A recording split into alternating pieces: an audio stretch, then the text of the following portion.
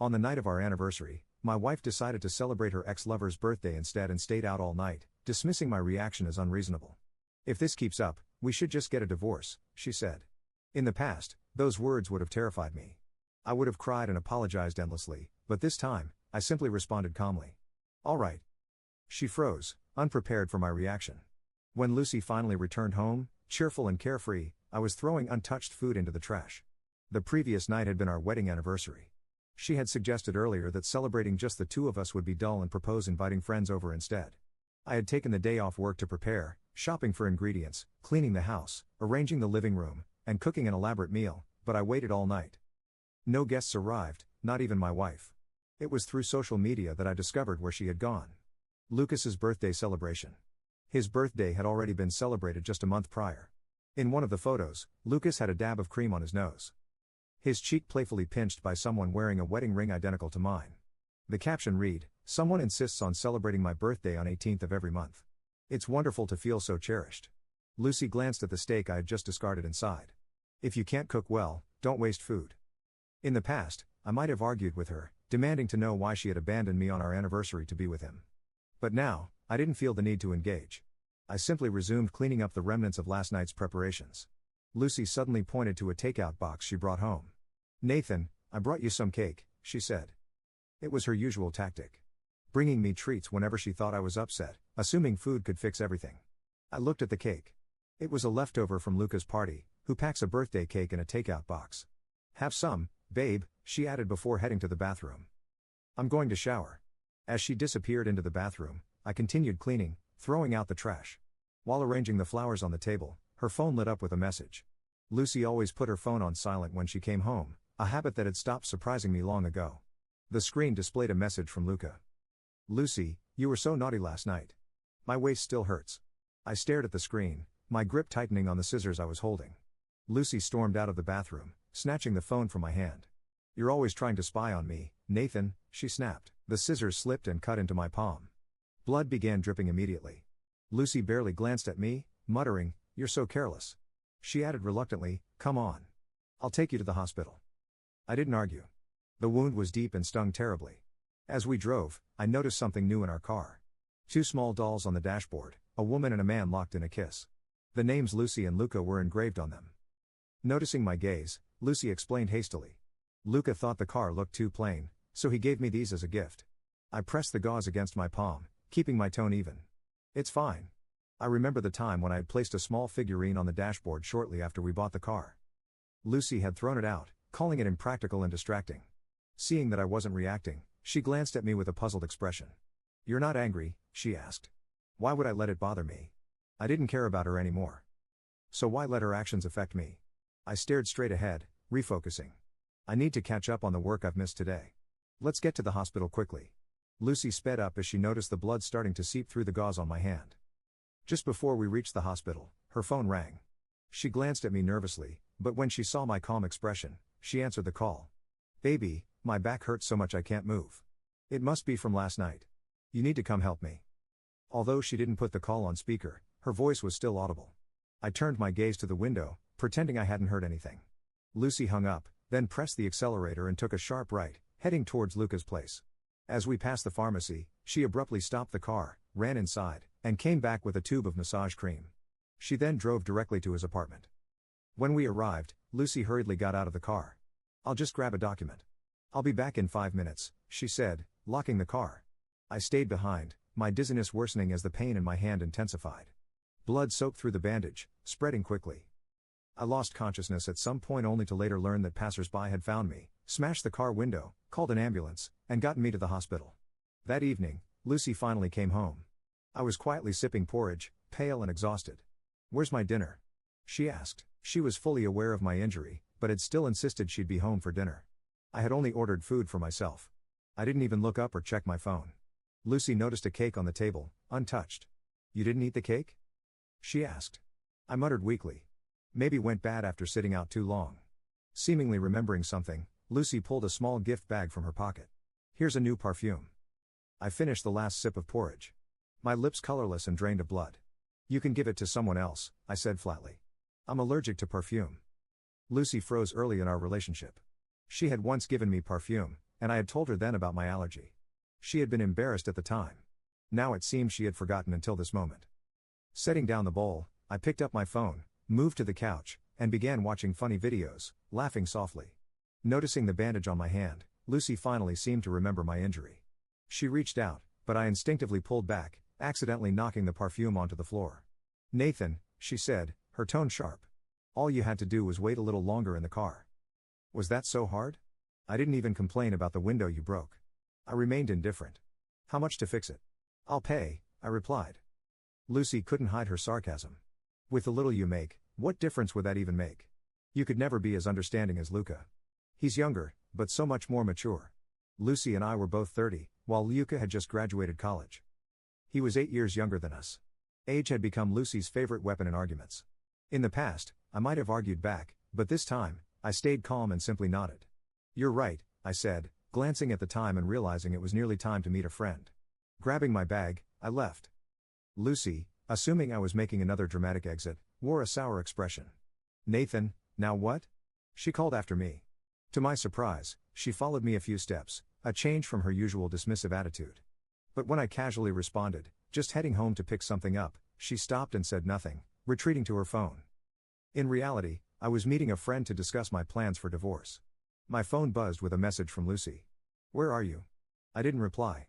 My friend, looking concerned, asked, "She never used a check-in like this when you went out. Do you think she suspects you're considering a divorce and regrets it?" Calmly, I replied, "If she did regret it, would it matter?"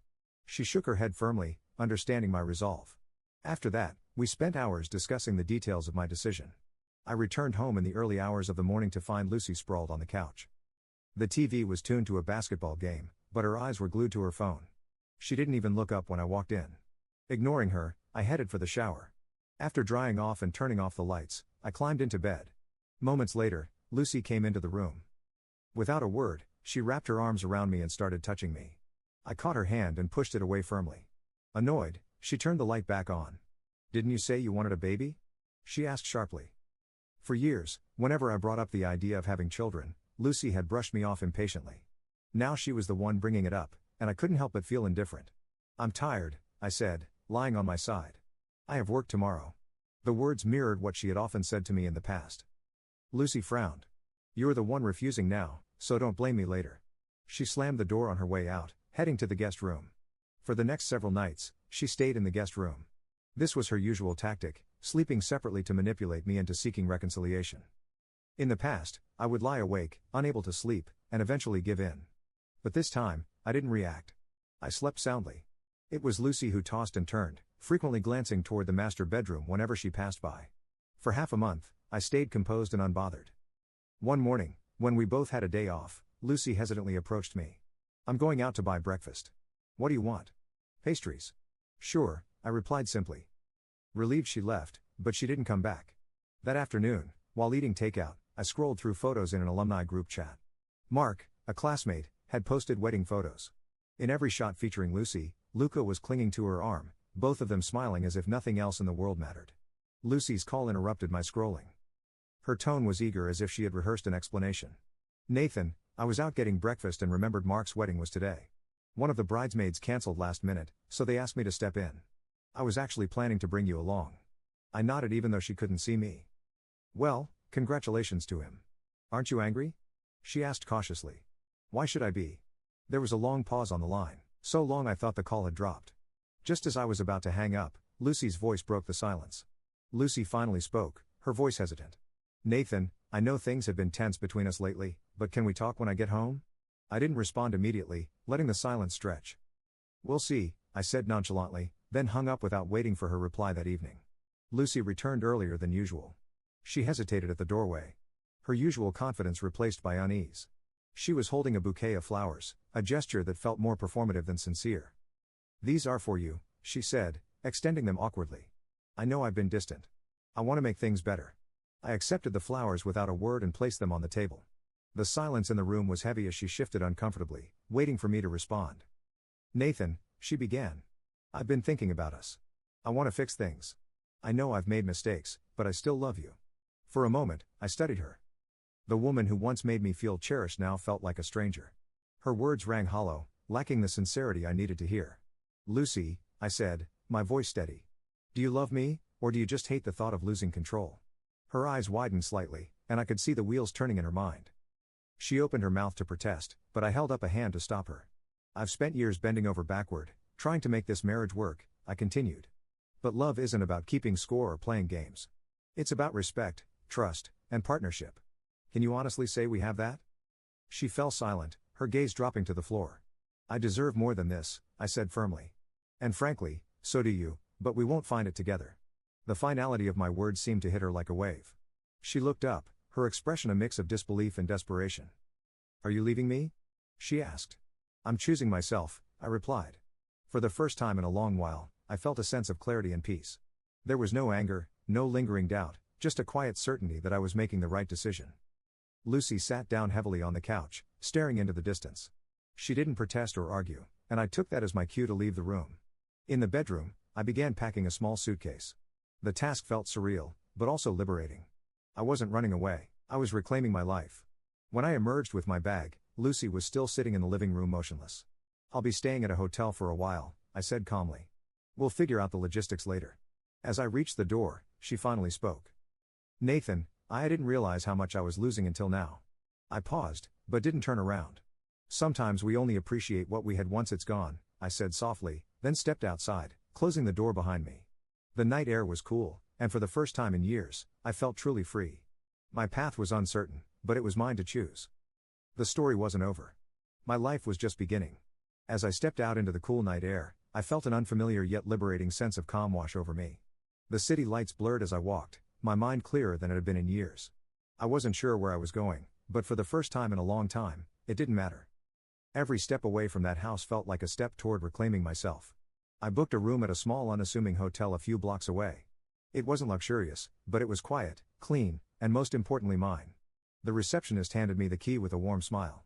Her casual kindness grounding me in a moment that still felt surreal. The room was modest, just a bed, a desk, and a single window overlooking the city. I dropped my bag and sank onto the bed, letting the weight of the day catch up to me. Exhaustion clung to my body, but my mind was already racing toward the future. The next morning, sunlight filtered through the thin curtains, waking me earlier than I anticipated. My phone buzzed incessantly on the nightstand, notifications piling up, missed calls from Lucy, messages from mutual friends, even a few from her family. Each one urged me to talk things out or give her another chance. I silenced the phone without opening a single message. Instead, I made a list. It was something I hadn't done in years, focused solely on what I wanted, what I needed. The first item was obvious: meet with a lawyer. The second, find a new place to live. The third, rebuild step by step. Before I could overthink it, I called the number my friend had recommended during our conversation about the divorce.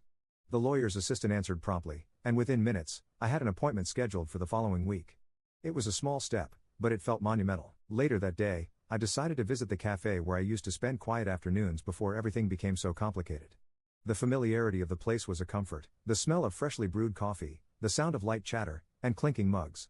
I ordered my usual drink and found a seat by the window, letting the moment anchor me. As I sipped my coffee, my thoughts were interrupted by a voice. Nathan, is that you? Looking up, I saw a familiar face, Megan, an old friend from college. Her warm smile was a welcome sight. Wow! It's been ages, she exclaimed, sliding into the chair across from me without hesitation. How have you been? For a moment, I hesitated. How do you summarize years of heartbreak, disappointment, and the decision to finally walk away? But Megan's kind eyes invited honesty. I'm starting over, I said simply, the words feeling both heavy and freeing. Her expression softened, and she reached across the table to squeeze my hand. Starting over can be scary, but it can also be the best thing you'll ever do. If you need anything, someone to talk to, help with anything, just let me know. Her sincerity brought a lump to my throat. Thank you, Megan. I mean it. That evening, back in the hotel room, I finally allowed myself to reflect on everything. Lucy's face haunted my thoughts, not with sadness or longing, but with curiosity. How would she react when she realized I wasn't coming back? Not this time. Would she fight for me? Or had her grip on our relationship already loosened beyond repair? A notification broke my reverie. It was an email from the lawyer's office confirming my upcoming appointment and attaching a list of documents I would need to gather. Among them were joint financial records, accounts Lucy had always managed. I frowned, realizing that untangling myself from Lucy wouldn't just be an emotional journey, but a logistical one too. This wasn't just about leaving. It was about reclaiming everything she had made me feel I couldn't handle on my own. 2 days later, as I began organizing documents, I received a message from an unknown number. The message read, "Nathan, I know you've left. I don't blame you, but I think you should know something. Call me when you're ready." There was no name, but the tone felt urgent, almost cryptic. Against my better judgment, I dialed a number. A deep, unfamiliar voice answered on the first ring. "I wasn't sure you called," the man said. "My name is Adam. I think we need to talk about Lucy." My pulse quickened. "What about her?" Adam hesitated, then spoke with a calm intensity. "There are things you don't know. Things that could change everything." The air around me seemed to freeze. "What kind of things?" "Not over the phone," he replied. "Can you meet me tomorrow? I think you deserve to hear the truth." The intrigue left me both anxious and determined. What truth could possibly make this more complicated? As I hung up, I realized I was stepping into uncharted territory, not just with Lucy, but with the life I was beginning to rebuild. Whatever came next, I would face it head on. This wasn't just about escaping the past anymore. It was about uncovering it. The next day, I met Adam at a quiet cafe downtown. He was tall with a steady gaze that suggested he had weighed every word he was about to say. As I sat across from him, my heart pounded with a mix of apprehension and determination. "Nathan," he began, his voice low but firm. "You deserve to know what's been going on behind the scenes. I was once in a similar situation to yours. Lucy has patterns. Patterns she's repeated with people like Luca and others before him." I leaned in, every fiber of my being on edge. "What do you mean?" Adam unfolded a small folder, sliding it across the table. Inside were photographs, emails, and documents, evidence of Lucy's tangled web of deceit. It wasn't just infidelity. It was financial manipulation, emotional exploitation, and a trail of broken promises to others who had once been in my shoes. "She targets men who trust too easily, who give too much," Adam explained. "She builds a facade of being the perfect partner, but behind it, she's always looking for the next thrill, the next conquest. Luca isn't special to her. He's just the latest." The weight of his words sank in as I flipped through the evidence. Each piece felt like a puzzle snapping into place, finally revealing the full picture of the woman I thought I had loved. "But why are you telling me this?" I asked, my voice steady despite the storm raging inside me. Adam met my gaze. "Because I've seen her destroy too many lives. I couldn't save the others, but I can help you walk away stronger. And if you're ready, you can ensure she doesn't do this to anyone else." That evening, as I returned to the hotel, I felt a clarity I hadn't known in years. For so long, I let Lucy define my worth, my choices, my life, but no more. Adam's revelations weren't just about Lucy. They were about me reclaiming my power. I opened my laptop and began drafting a message to Lucy. It wasn't angry or emotional. It was precise, outlining the terms of our divorce, the division of assets, and my intention to move forward without her. I attached a scanned copy of the documents Adam had shared, ensuring Lucy knew that I wasn't a naive man she thought she could manipulate. The email ended simply, "This is the last time you will hear from me directly. My lawyer will handle the rest." As I hit send, I felt an overwhelming sense of liberation. I wasn't leaving quietly, nor was I leaving broken. I was leaving on my terms. In the weeks that followed, the fallout was inevitable. Lucy tried everything: apologies, anger, even veiled threats, but I remained steadfast. With Adam's guidance and the support of my lawyer, I navigated the divorce with a strength I didn't know I possessed. Meanwhile, Luca's world began to unravel. The evidence of Lucy's duplicity spread through their circle, leaving him to confront the reality of the woman he thought adored him. He reached out to me once, asking how I had endured it for so long. I didn't respond. That chapter was closed. Months later, I stood on the balcony of my new apartment overlooking the city. The chaos of the past was behind me, replaced by the quiet satisfaction of a life rebuilt from the ground up. I had started a new job, reconnected with friends I had lost along the way, and even begun exploring passions I had long buried. As I sipped my coffee, my phone buzzed. It was a message from Megan inviting me to a weekend getaway with some old friends. I smiled, realizing how far I had come, not just physically, but emotionally, before stepping back inside. I took one last look at the horizon. The sun was setting, casting a golden glow over the city. It felt symbolic, a new chapter beginning as the old one faded into memory. For the first time in years, I wasn't just surviving, I was thriving, and that I realized was the most powerful ending to my story: a life reclaimed, a spirit unbroken, and a future entirely my own.